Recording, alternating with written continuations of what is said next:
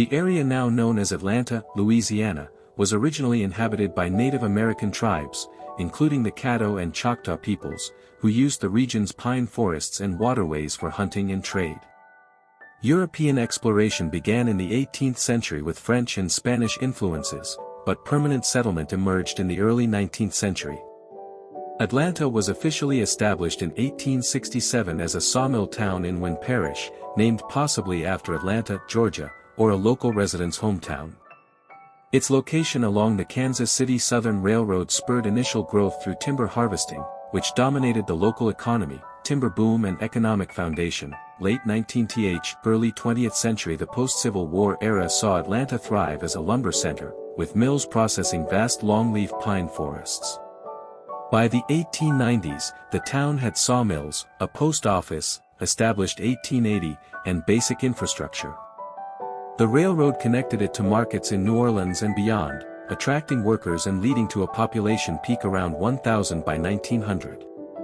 However, overlogging depleted resources by the 1920s, forcing economic shifts toward farming, particularly cotton and corn, though the town remained small and rural. 20th century challenges and resilience. Atlanta faced hardships during the Great Depression, with many residents relying on subsistence agriculture.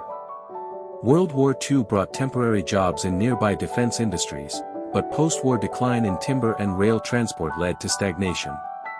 The town incorporated in 1908 and developed community institutions like Atlanta High School, consolidated in the 20th century, and churches. Natural disasters, including floods from nearby Dugdamona River, occasionally disrupted life, but the community's tight-knit nature helped it endure with a population hovering around 150 to 200 by mid-century. Civil rights era and social changes. Like much of rural Louisiana, Atlanta experienced the impacts of the civil rights movement in the 1950s, 1960s, with gradual desegregation of schools and public facilities. Wynne Parish, known for its populist Huey Long support in the 1930s, had a mix of conservative and progressive elements. Atlanta remained predominantly white and working class, with limited African American population integration until later decades.